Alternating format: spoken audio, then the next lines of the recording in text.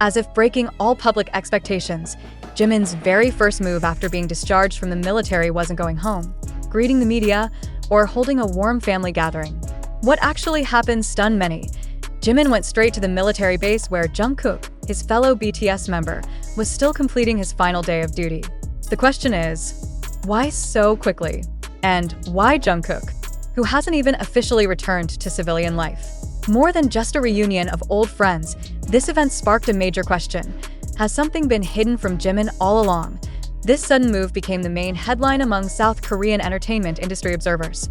Jimin is known as a cautious, well-planned figure, rarely making emotional decisions without a solid reason. Precisely because of this, his visit, made just hours after military discharge, has triggered unstoppable speculation. Was there urgent information that needed to be delivered? Or perhaps internal tension that had to be resolved privately? Sources from inner circles stated that Jimin obtained limited visitation rights to Jungkook's unit through unusual channels. This strengthens the suspicion that the meeting was urgent. If it were merely a warm greeting between group members, why not wait until the next day when both would be free from military protocols? This is the crucial question that remains unanswered. What's even more surprising, when news of the visit reached other BTS members, the initial reaction reportedly came from an unexpected source, Jimin himself. Known as the group's mediator, he was said to be speechless upon learning that Jimin had gone to see Jungkook. Some claimed his expression was tense, his eyes empty, as if burdened by a restlessness outsiders couldn't grasp. In terms of personal relationships among BTS members, the dynamics between Jimin, Jungkook, and Jimin have long attracted attention. The three were once very close during BTS's active years, but in the past 2 years, their public interactions seemed to decline.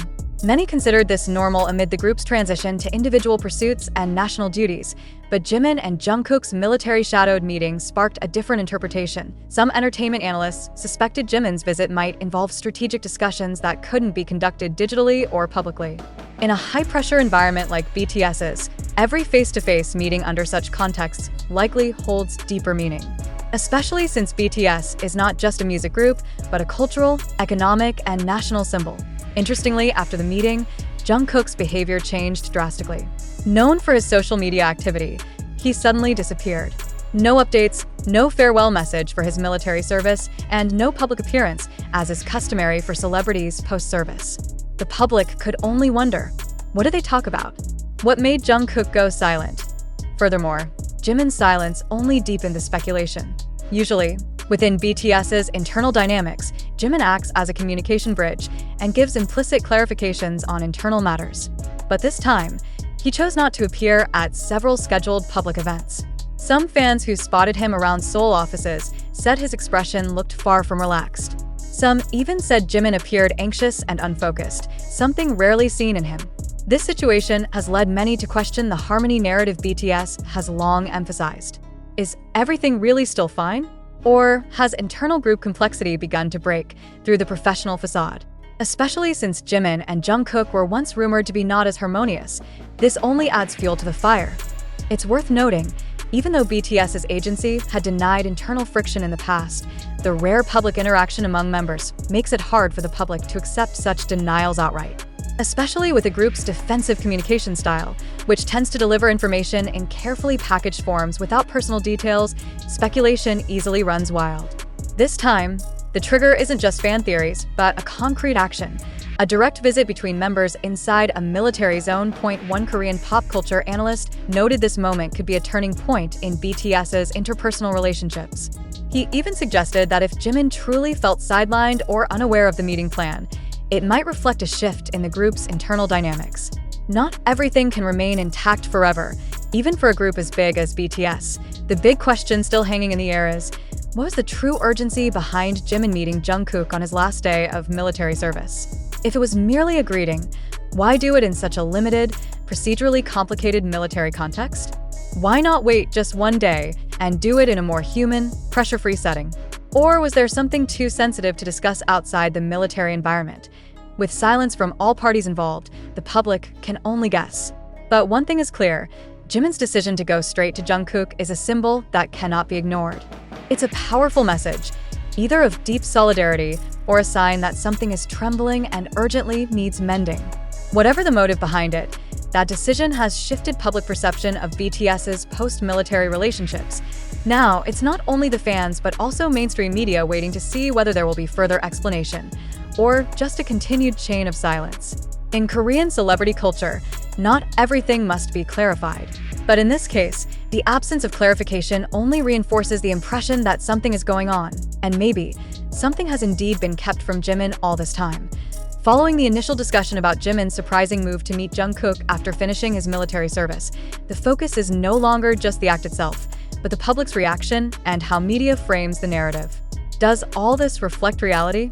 Or is it just an illusion shaped by opinion, assumption, and public hunger for sensation? In the digital era dominated by algorithms and clickbait, even the smallest event can be exaggerated into a shaking narrative.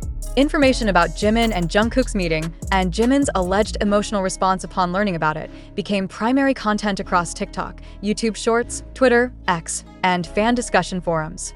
But the question remains, does any of this reflect verified factual truth, or merely emotional conclusions drawn from fragmented and inconclusive information? It must be emphasized that this information comes from unofficial sources and has not been validated by any directly involved parties. There has been no statement from Jimin, Jungkook, or others that definitively confirms the meeting's context or motive as discussed. Therefore, we must ask again, are we discussing reality, or just believing a narrative constructed by the public's desire for drama? At this point, we invite you, the thoughtful readers and viewers, not to be passive consumers of circulated information. Reflect. Are you certain that what's presented is truly fact-based? Or is there a possibility that all this is just another form of information manipulation by media chasing exposure and click profits? Further, it's worth questioning. Why does a private meeting between two BTS members spark such a storm of speculation? Is it because of their public figure status? Or because we, the public, have unconsciously placed them in a fictional narrative that must keep evolving to satisfy collective emotional expectations? Jimin is known as someone who highly values privacy and is careful in expressing opinions publicly. The fact that he chose silence, made no clarifications, and stayed away from the spotlight after the incident can be read in two ways: as calmness in facing baseless gossip, or as a withdrawal from a situation he considers disruptive to his personal integrity. But do we really know the true reason? Or are we simply guessing based on what we want to believe? Events like this, which reportedly began with a sudden visit, become speculation fields because the public lacks enough official information to form objective conclusions. Here lies our responsibility as information consumers. Do we accept this narrative as it is? Or do we begin to question the motives behind the spread of this unconfirmed information? It's undeniable that much viral content on platforms like TikTok and Twitter is built from clips, image snippets, or one-sided observations. Many videos show Jimin's serious look or Jungkook's social media absence, used as proof of an alleged major conflict.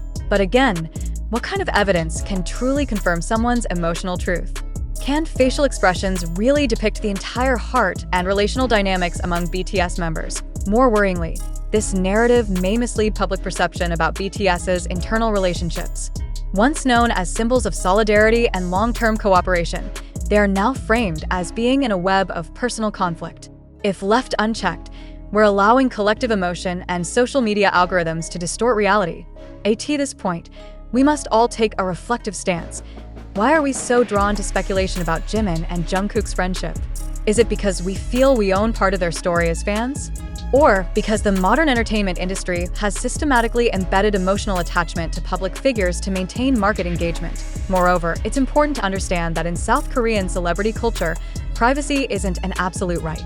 Even deeply personal matters, like a post-military visit between friends, can be twisted into signs of internal conflict just because they defy public expectations or go unexplained.